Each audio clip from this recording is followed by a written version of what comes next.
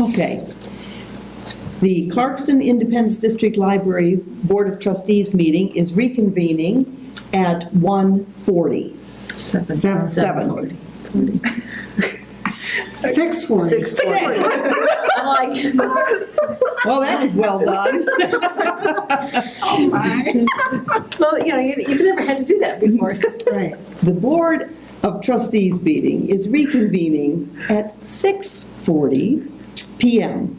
We have covered already call to order, pledge of allegiance, roll call, approval of agenda, call to the public, consent agenda, library director's report. So at this time, we will commence with regular business. So the next item, the first item would be the library board orientation. When the library was reestablished on August 1st of 2012, Ian Suring, the library law attorney that handled the process, also provided an orientation packet for the newly appointed library board. This packet reviews some of the key legal issues that a library trustee should be familiar with, such as the Open Meetings Act and the Michigan Library Privacy Act. These materials have been provided to the 2014-2016 Library Board, and this is an opportunity for any questions to be asked. So that did come with your packet. I've just kind of made some notes of some key points that I think that Anne would want me to highlight. In the first section under responsibilities, she reiterated that the library board is the governing body of the library and that you are policymakers. And that in our policies that this board has voted upon, the library board's official spokesperson is the library board president. Under Open Meetings Act, the library board is subject to the Open Meetings Act. Any gathering of 4 or more board members is a quorum and should be posted in advance and open to the public. Committees and subcommittees with fewer than 4 board members in attendance and have no decision-making authority are not subject to the Open Meetings Act. The library board should not send emails to the entire group because group discussions via email could be construed as a meeting. If I send an email to the library board, I send it as a blind copy email, so if you reply or even hit reply all to the message, it will only go to me, and then I can make a further announcement if there's something that needs to be announced, and that will prevent inadvertent meetings from taking place via email. Thank you. The administrative assistant and the library director will ensure that meetings and minutes are posted according to the guidelines within the Open Meetings Act, so you don't have to worry about that. We do take care of that piece. Under Freedom of Information Act, at the orientation, she did spend a fair amount of time talking about this. The key point that you need to know is that the FOIA coordinator, the person who answers those requests, is the library director. And in the last 8 years, I've had 3 FOIA requests. So this is not a huge thing that we've had to deal with, but we do know what the rules are, and we have responded to some requests. So it's not something the board has to be overly concerned about, but if you have questions, I'm sure that if we brought Ann in, she would be happy to answer those. And then the Michigan Library Privacy Act, library records such as contact information, lists of materials that are checked out, etc., are confidential and require a court order for release. And that's an important piece. A lot of people don't realize that we are by law honor bound to protect people's privacy. And we take that very seriously. So that is why when people call into the library and want us to look up their library accounts, we require a library card number. We are what's known as a bearer card library. We have a policy that if you have the card in hand, then we assume that you have the authority to use it. And then we do let our patrons know that if anything ever happens to your library card, you need to let us know right away that you have a stolen card and we'll shut that account down. It does allow for us with the bearer card system to provide a level of service over the phone that we wouldn't be able to do if we were doing it any other way. So since that is our policy, it is within the law for us to do that. Any questions about any of that? Any worries about any of the content? Okay. I think page 5 under when can the public body meet in closed session, something to review too. We've never had a closed session. We've never Right. had a reason to have a closed session up until this point. If we had a reason that we would be concerned about closed session, I would immediately call the attorney and get her And we would review input to this. make sure that we knew what we were doing. Seems like typically you would only, I mean, personnel matters might be, or if there was any litigation of any kind, but I don't Unfortunately, imagine not that there's a whole lot of litigation Yeah. issues. Right. So far, so good? Yeah, I hope not. Okay. Are there any questions, concerns? All right, and so that will become part of our packet. We can refer to it at any time. All right, let us move on to number 2, which is the election of the 2012 officers. The chair will accept nominations and seconds for each office, and then we will vote after all nominations are in. Yes. I move to appoint, to appoint Chairman Pomeroy as president. Excuse me. Okay, it has been moved and seconded to appoint Marilyn Pomeroy as president. Are there any other nominations in this regard? All right, do we have a motion for vice president? Who's vice president? Marilyn again. Mickey is. Mickey is. Can she be nominated in her absence? I did inquire before she If left. she and was willing said to that She was serve. willing to serve if no one Well, wanted the then I position. would certainly nominate Mickey to Yes. continue in that And I role. would second. Okay, so it's been moved and seconded that Mickey be reappointed as vice president. I will now accept motion for treasurer. I move Jan Gaffney for treasurer. Thank you. Jan has been, it's been moved that Jan serve as treasurer. Do we have a second? A second. Dan Green seconds. Is there now a motion for secretary? Yes, I move Mary to be treasurer. Excuse me, secretary. Pardon me. I'll second that. You were beaten that time by Kay. Kay slipped in a second there ahead of you. It was quiet, I You're didn't hear third. All right, are there any other nominations? If not, the nominations have been made. All those in favor of electing these people to these positions, please say aye. Aye. Those opposed, nay. The board for 2014 has been selected. Pomeroy is president. Ian is as vice president. Gaffney as treasurer. Himberg as secretary. Number 3, review of the state aid report. Public libraries in Michigan are formally established under state law and must file a report with the Library of Michigan each year in order to maintain their certification. This certification verifies a library's eligibility for state aid funds, penal fine money, and governmental grants. The filing season begins in October and has an electronic filing deadline of February 3rd, 2014, and an original signature postmark deadline of February 5th, 2014. Within your packet, you'll find the state aid report for this year. It was submitted and signatures were mailed on January 3rd, 2014. Because the library has a different fiscal year than the state of Michigan, January to December versus October to September, the report was just submitted, covers January 1st through December 31st of 2012.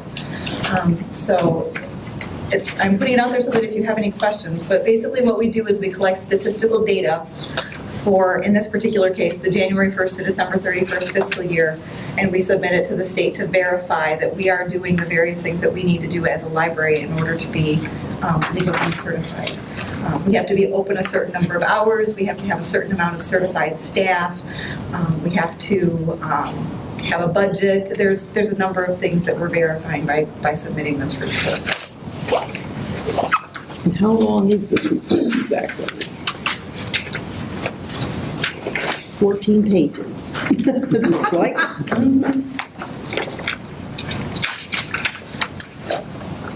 And it includes various kinds of statistical information, how many public computers we have, what our annual circulation would be,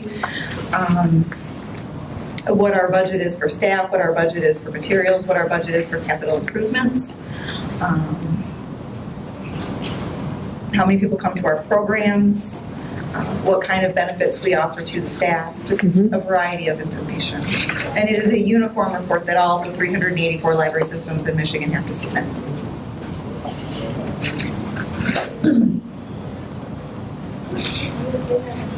And who do they submit this to?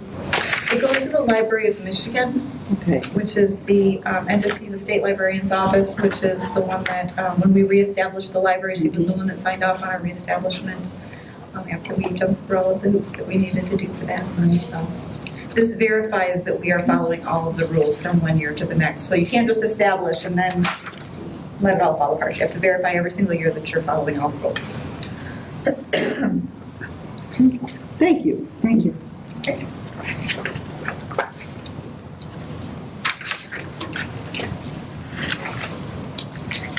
All right. Next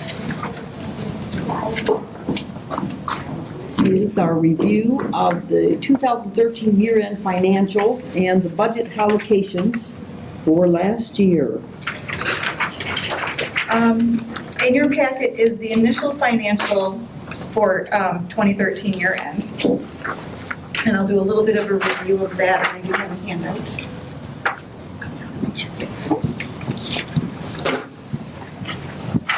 These are the budget adjustments that we'll be needing to do. We've got a couple of line items that didn't come out evenly. You got a new notebook. I have to clean up your This is my extra bedroom. That's why we give you over that. Thank you.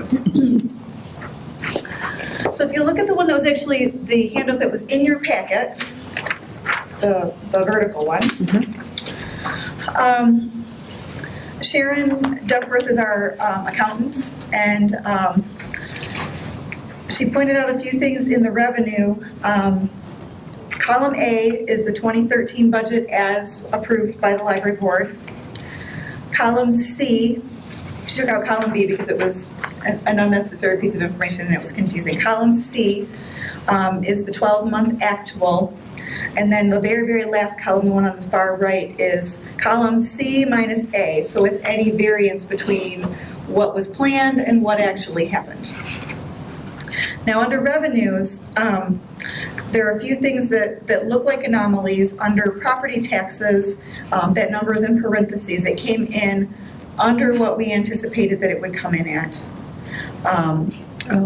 But there is, before we go into audit, there are some things in the paperwork that was turned over to the township that she's still working out with last year's auditor, trying to clarify some of the numbers. So she said, while it looks like that's a number that's below what it should be, she said not to worry about it too much, that this is an initial report and that we'll be seeing some final numbers that will clarify some things. State grant money was more than what we anticipated. That's that state aid money that I told you we had to do the certification for. Charges to the Village of Clarkston, that's an estimated, it's not an estimated number, we bill them. It's based on the actual property taxes, and so we know exactly what that number is, and so that one came out right to the penny. Interest income was something that had been a number that was estimated by the township and was not an entirely accurate estimate for the way that we've been investing our money, so we've made corrections to that in the 2014 budget and have not estimated it so high. Book fine money was up, penal fine money was up, the E-rate rebate. Now, E-rate is that money that we talked about that is a reimbursement by the federal government to help us pay for broadband internet service for our patrons. It is a grant, and that was up a little bit. So those numbers were all good. There was some donation money that came in. Normally we funnel all of that through the Friends, but we do get some donations that come directly to the library, so we don't budget anticipating money like that will come, but sometimes it does. Duplicating and photocopying was down a little bit. That's very hard to predict. You just never know. It depends on how many people make copies. So we use our historical numbers trying to guess. And sometimes we guess well and sometimes not so much. And then fines and fees as well was up a little bit. So So overall, it looks like the grand total of the revenues is a little below what we anticipated it would be. But as I said, she's got some numbers that she needs to discuss with the previous auditor. She's not feeling confident that all of the numbers are in yet. So, in terms of expenditures, which is the part she wanted me to go over with you, for full-time wages, there's a little bit of money left over there. That is because we did not hire a full-time head of adult services until March. In addition, we had a disability, and when people are out on disability, the insurance pays their salary, so there's some money left over there. We use that money usually by moving into the part-time budget in order to help cover. So if you drop down a line, you'll notice that part-time wages is over budget, and that's why. It's because we have not yet moved that money. Overtime, once again, we did not use any overtime, but we always budget a little bit in case of an emergency, so that was an under budget line item. Hopping down to unemployment. Unemployment, we are a reimbursing entity. That means that if somebody files for unemployment under the library as a previous employer, that the state sends us a bill for what we owe. And we get that money, or they get that money in the fall, and then we get a bill for it in the following February. So we have no idea what's going to happen until the report comes in February. So we always put a little money in there as a placeholder. But we have not had any unemployment in the last 2 years that we've had to reimburse.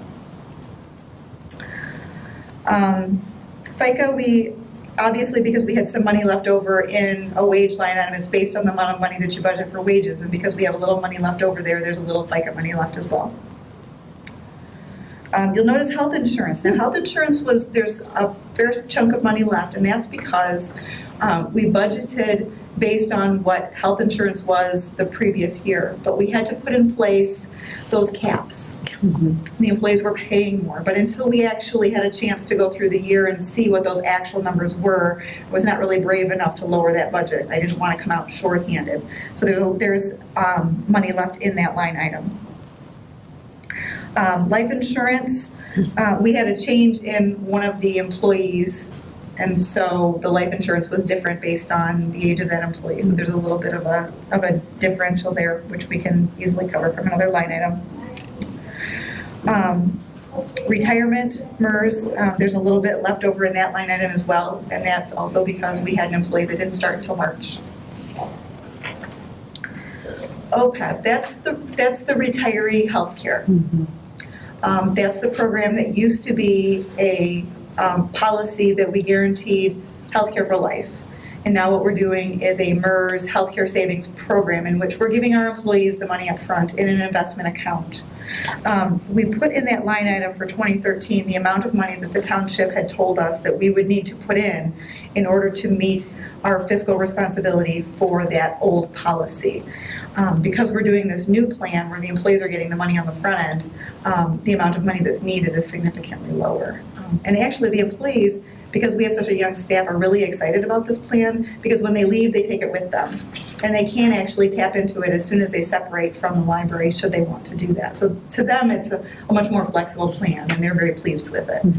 And it is a great cost savings to us, which is nice as well.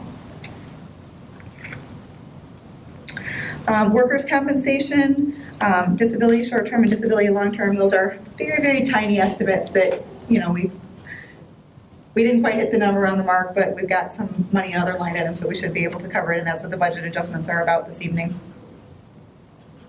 Books and acquisitions.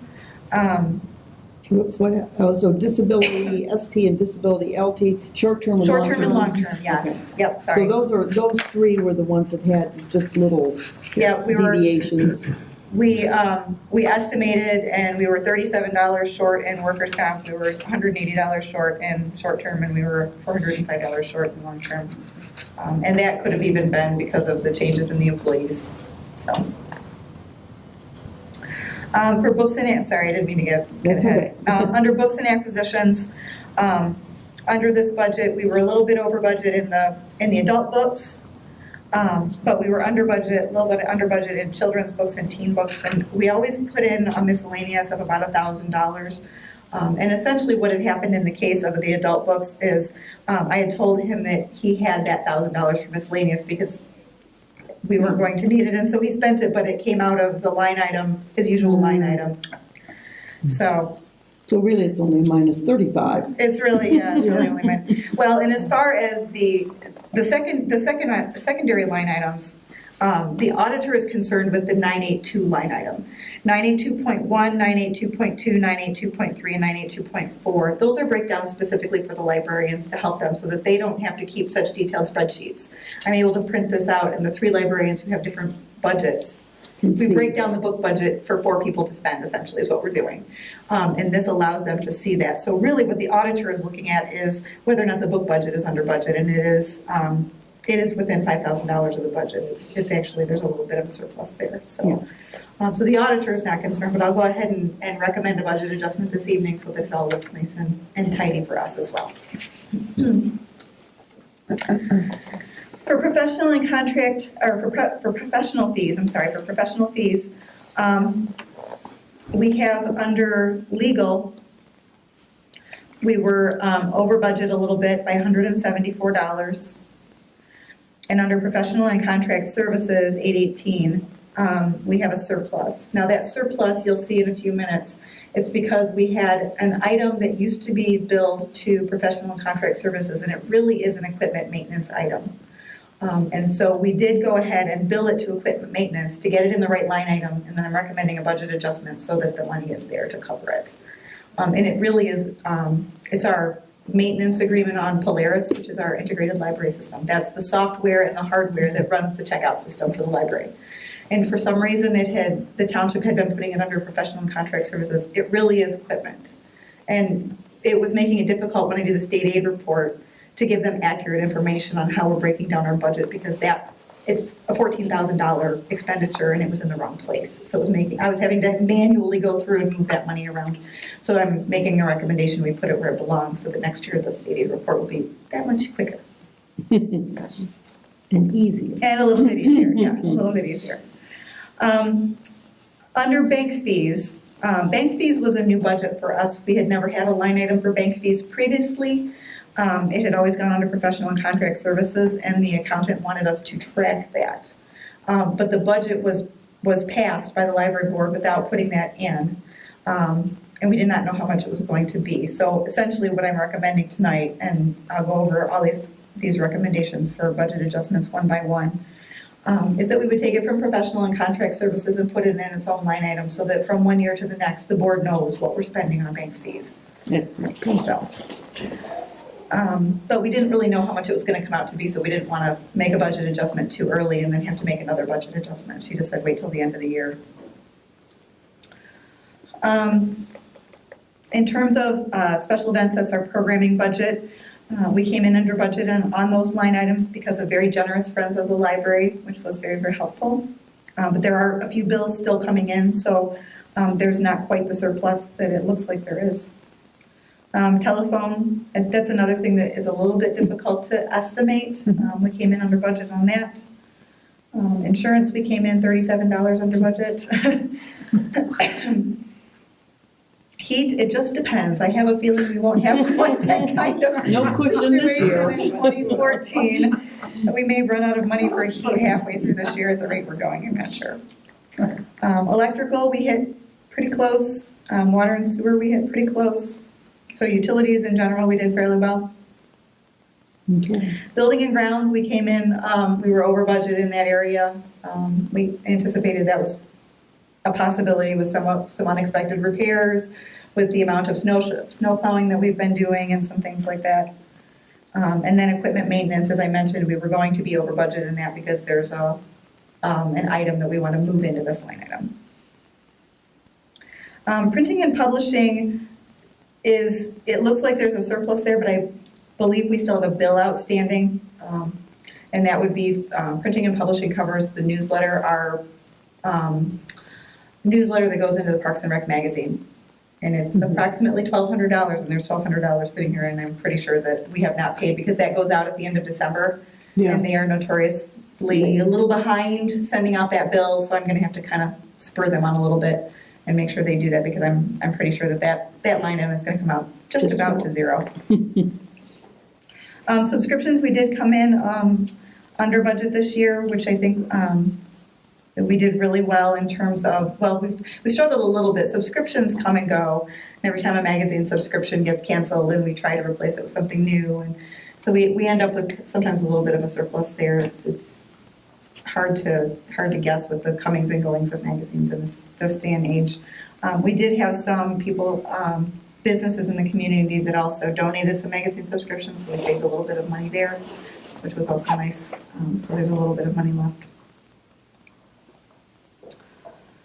Operating supplies. Operating supplies, we actually had done one budget. The original budget was $15,000, and we went over budget. We did a budget adjustment back in the summer.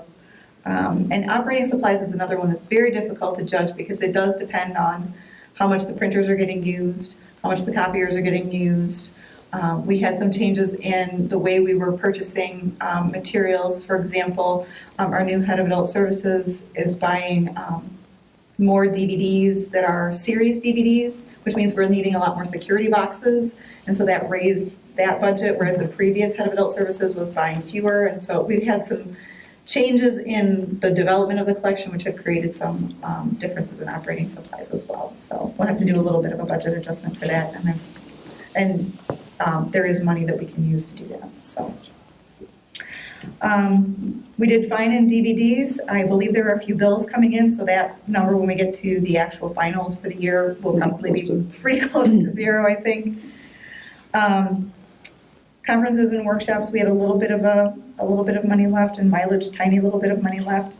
Refunds and rebates to MTT, we are going to need to. What's MTT? That's the assessing department when they do board of review. Okay. And people apply to have their taxes That's right. lowered. Yes. We have to reimburse for taxes that are lowered. And we estimate, based on history, how much that might be. We've never gotten a bill from the township. So I have to inquire from the township if their intention is to bill us, or if their intention is to, when they give us the money from the taxes that they're collecting for winter taxes now, if they will be withholding that money. And so we'll see. I'm not sure which way they're going to do it. We're going to owe that money somewhere. I'm not sure what their methodology is. This is the first time we've really done this. So we're not sure how they're going to do that. But I anticipate that that's going to be something that will be turning over at some point. And then the equipment budget, there's a little bit of money left there, but I believe when all is said and done, there's a bill outstanding, a computer that, and some other supplies that have not come in yet. So overall, we came in under budget, which I'm pleased to say. It was a sort of a difficult year. It was a little bit of a struggle, but we've managed it. But there are some, as I said, some highlighted budget adjustments. And so if you will refer to your horizontal sheet, that was the handout, which will appear in the minutes when we post the library board minutes. So the first one is 707 part-time wages. The amount that was budgeted to that line item was $120,000. The amount of the shortfall was $5,669. And remember, I said that there was a little bit of a surplus in full-time wages because we had a disability and because we had somebody that we didn't hire, an empty position we didn't fill right away. So there's $28,349 surplus there. And I would recommend an amount transfer of about $6,000, just a little bit of a cushion, in case there are any little dollar estimates here or there that as she balances out the numbers, it doesn't come out that evenly. Do you think generally all of these 2013 outstanding items should be taken care of by the end of February? That would be the goal.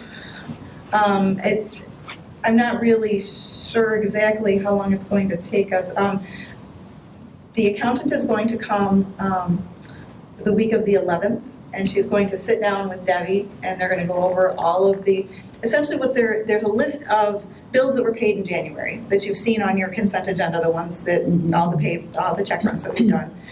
They're going to sit down and they have to say, this should be paid in 2013, this should be paid in 2014, this should be paid in 2013, 2014, 2013, So they'll 2014. to separate them out. Is there, Yep. is there a date at which the books have to be closed for the old fiscal year? They usually like to do that by the end of January, but we're putting in a little bit of a cushion because the administrative assistant is on vacation this week, I'm on vacation next week, and as she was doing those check runs, Debbie has been marking them 2013, 2014, 2013, 2014, but she and Sharon want to sit down and make sure that it's 100% clear. Everything that should be, anything that was expended in 2013, even if the bill doesn't come till 2014, even if it's dated 2014, has to be expended in 2013. So we have to, I'm not an accountant, so I'm not sure the exact word, but we basically backdate it, and it gets taken out of the 2013 budget. So a couple of these budget line items, these budget adjustments I'm suggesting are a little bit more than what it actually appears to be the shortfall, and that's because I suspect there may be a couple of additional bills that may not be accounted for. So I just want to make sure that we don't go, I don't have to come back yet again and say, miscalculated, there was another bill in there. So there's a recommendation of $6,000 to go from part-time to full, or from full-time to part-time. Life insurance, the original budgeted amount was $1,560. The shortfall was $179. We talked about that little surplus in health insurance. Well, that little fairly sizable surplus, $25,842, and I would recommend $200. For workers' comp, that was $3,162. There was a $37 shortfall. Health insurance. Now, from the previous line where I gave you the health insurance, you'll notice that I lowered that number. I subtracted out the Yeah. $200 I see, okay. so that you can see how much remains in that line item. And I would recommend $40. Okay. Disability short-term was $2,220. The shortfall is $180. Once again, health insurance, and I would recommend a $200 transfer. Disability long-term, $3,192. The amount of the shortfall was $405. Once again, health insurance, and I would recommend $410. The adult book line was $35,000. So the shortfall is $1,035. Books miscellaneous, which technically I had told him was his to use. We just didn't credit it that way. So I would move $1,000. And then the children's book budget would be the other $40 to cover. Legal fees, the budget was $1,000. We came up short $174. Professional and contract services has a surplus of $22,805, so we could move $180. Bank fees was budgeted as $0 because we didn't really know what we were going to do with that, how much that was going to be for that line. It's a $686 shortfall. I would say professional and contract services, which is where we would have billed the number, but we decided to create another line item so we could track it separately. $22,625 in that line item, and I would recommend $850 because I think there are a couple of bank fees that are still going to be coming in from some wire transfers. Building and grounds maintenance was a budget of $24,000. That does include the $4,000 that we moved to deal with the roof cap. We came up with a shortfall of $3,860. Once again, that health insurance line item has a cushion there, and I would recommend moving $5,000. And you'll notice it's a little bit higher than what the actual shortfall is because I think there are some snowplow bills that were paid in January that might have been December. credited in January that should be credited, and I just want to make sure there's a little bit of a cushion there to make sure that we're covering all of that.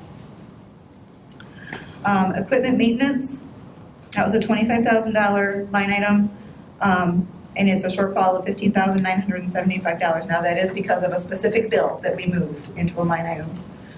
From professional and contract services, $21,775 still left in that, and I would move $16,000 to cover it.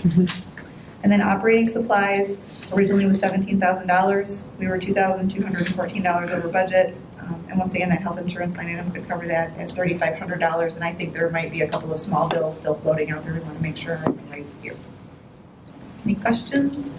It's very clear. Yes, let me Thank you. summarize. I So like the way it's- you did it. Yeah, very good. So in Yeah. summary, in essence, we're going to pretty much move some of the surplus from health insurance to cover some things, and professional contract services to cover other things. And then the wages, that money was already Yes. designed. We could have moved it at any time, but I thought, why move it in the middle of summer or in the middle Well, of we the didn't fall? know when we were going And to we need didn't it. know what the shortfall would really be, and then I hate to do two budget adjustments if we can get away with doing it once. We knew the money was there, it just wasn't in the right line item at the time, so.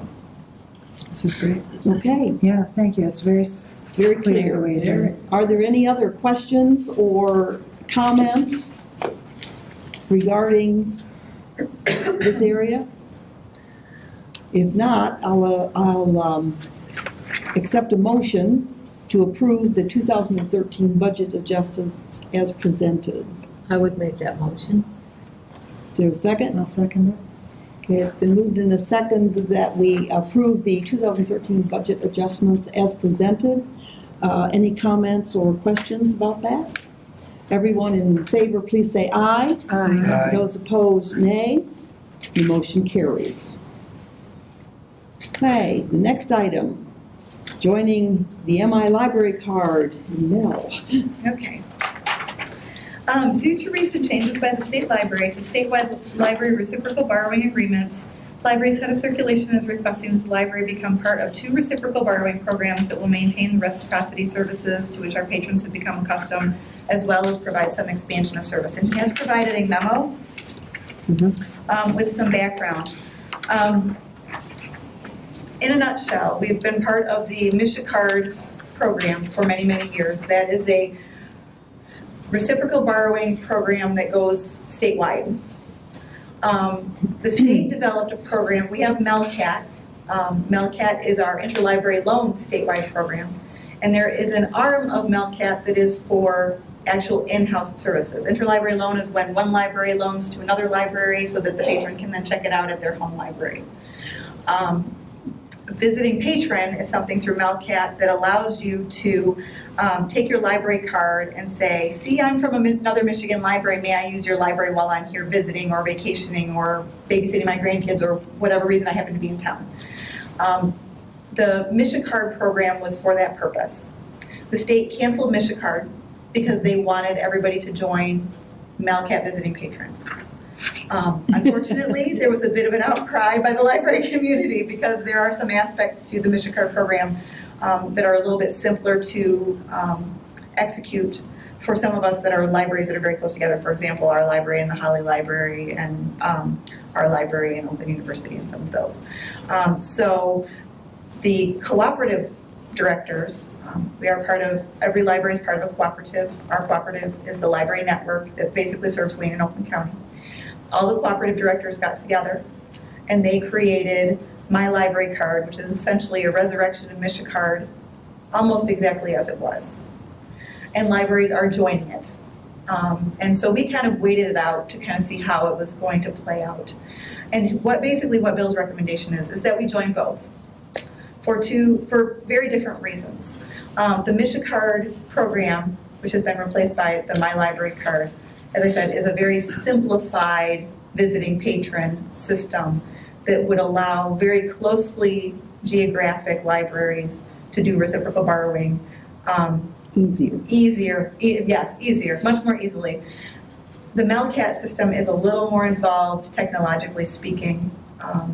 Now we don't want to say we don't want to be a visiting patron library through MELCAT though, because that's the system that allows our patrons to be able to use some of the academic libraries throughout the state, and we would like to be able to allow that to happen as well. Because My Library Card is not part Because of. My Library Card is pretty much all public libraries.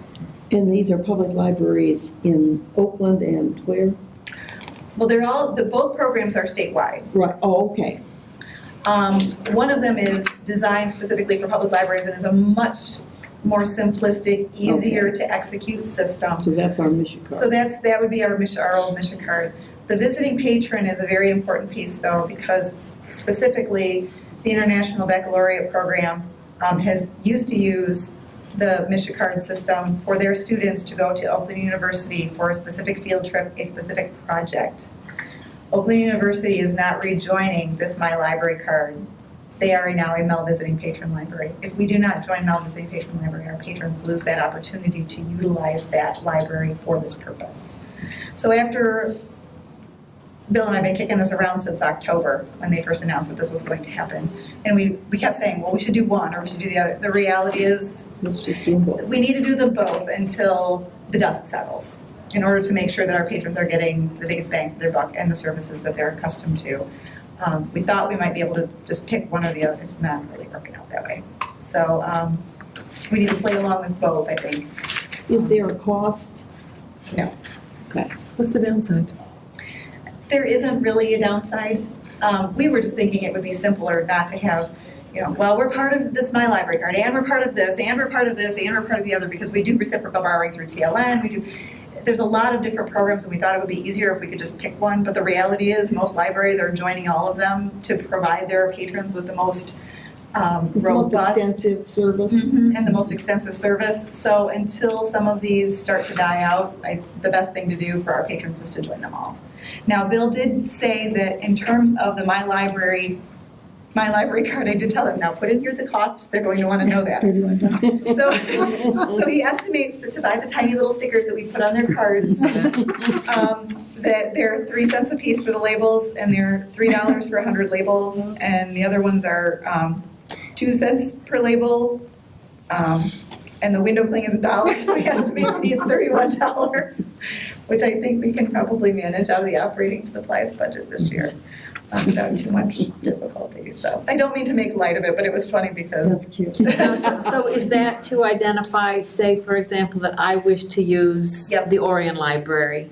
Well, I need a basically- sticker for my card. Do I need the sticker from here or from, I mean, I don't do that anyways. Well, but- essentially what would happen, it's really not so, the system is really designed for when you're going to like Traverse City Okay, or Alpena or Sheboygan or if they're someplace far coming here. away. It's really designed for the farther away libraries that are not part of our cooperative. If you were going to Orient, it's part of TLN and you'd be able to use it. Now, there are a few libraries that are a little further north, say Flint, Genesee, that are in a different cooperative because we are the northern edge of this cooperative.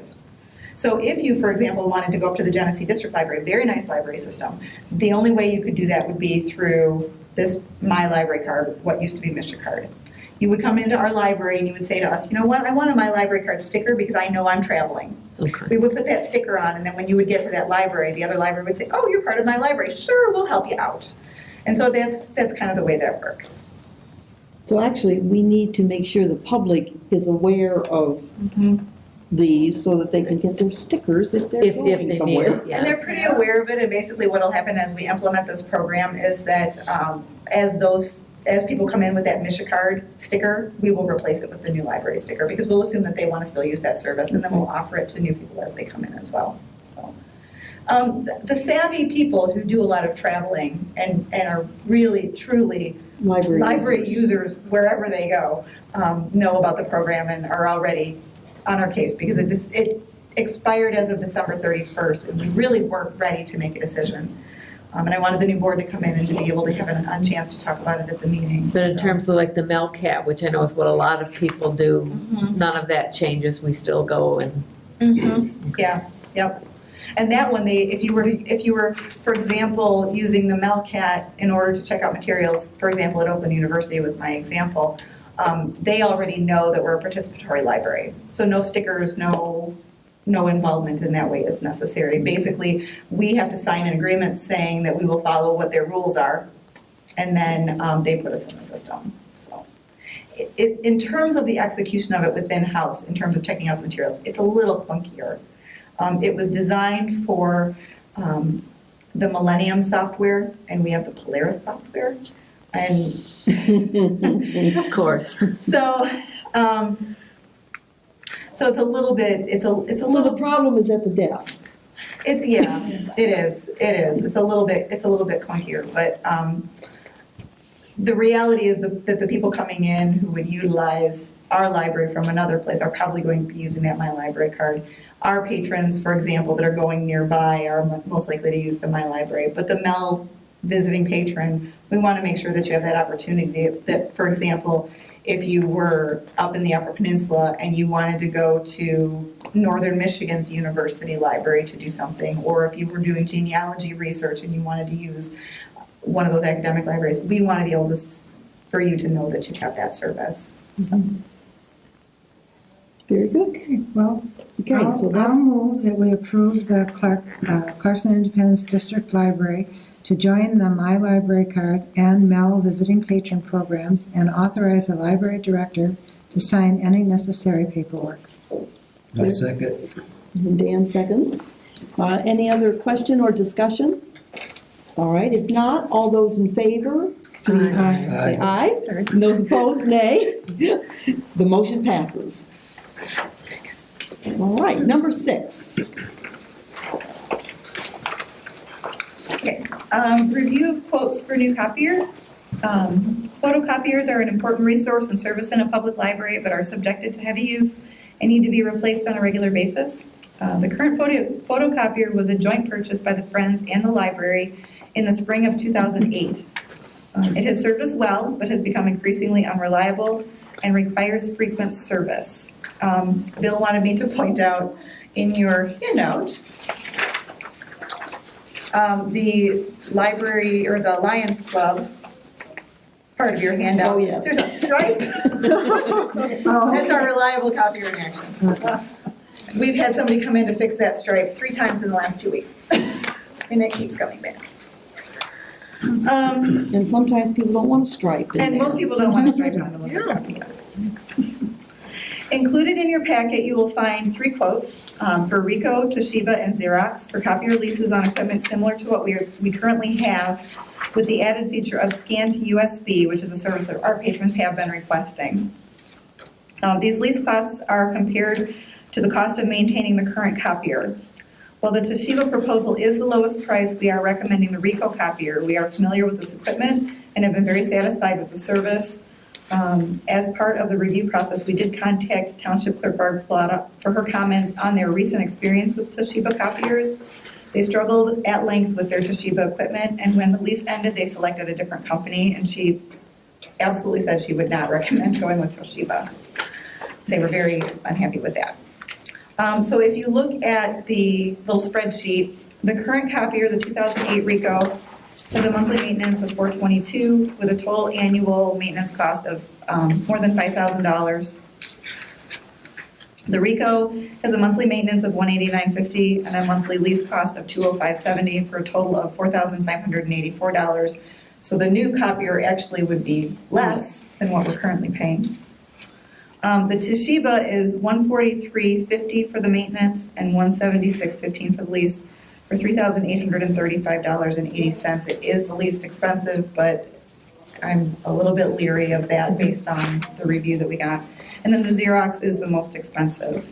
I did include the proposal that was given to us so that you can see the features, and we did look at a purchasing price as well. We've never, ever leased a copier before. We have always purchased our copiers. And I am recommending a lease this time.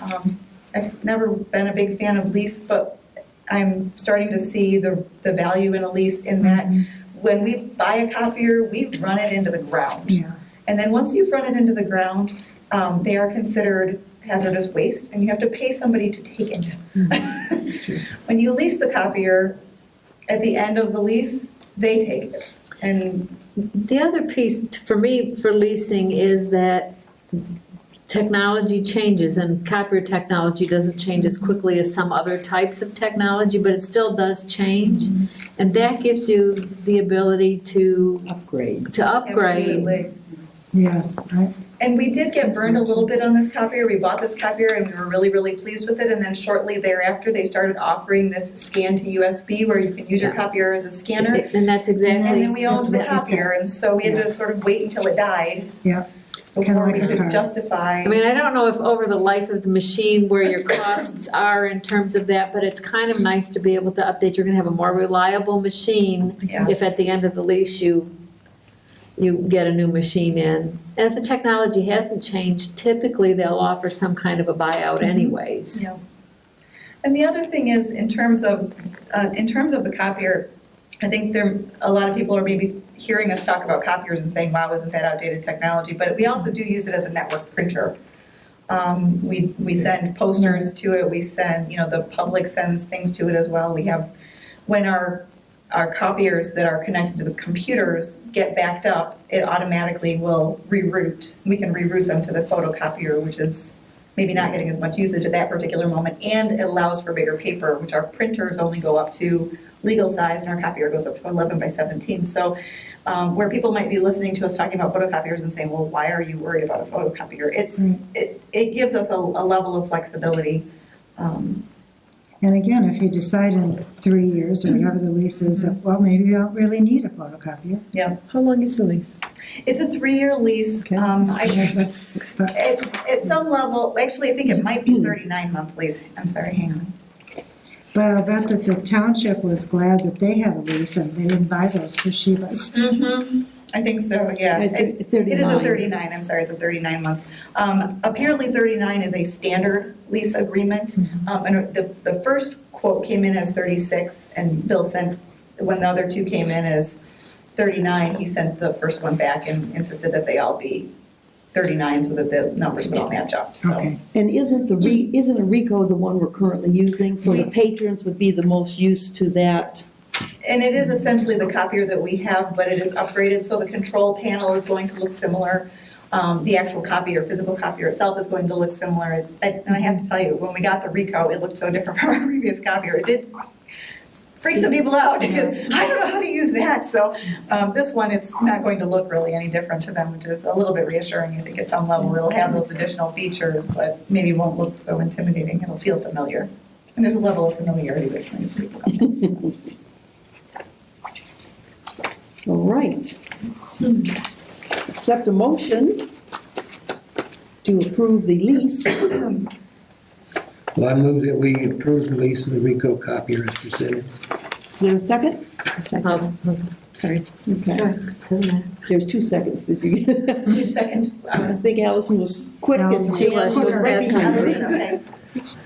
Okay, it's been moved and seconded that we approve a lease of the Toshiba copier. No, RICO copier, excuse me. Thank you. Yes, thank you.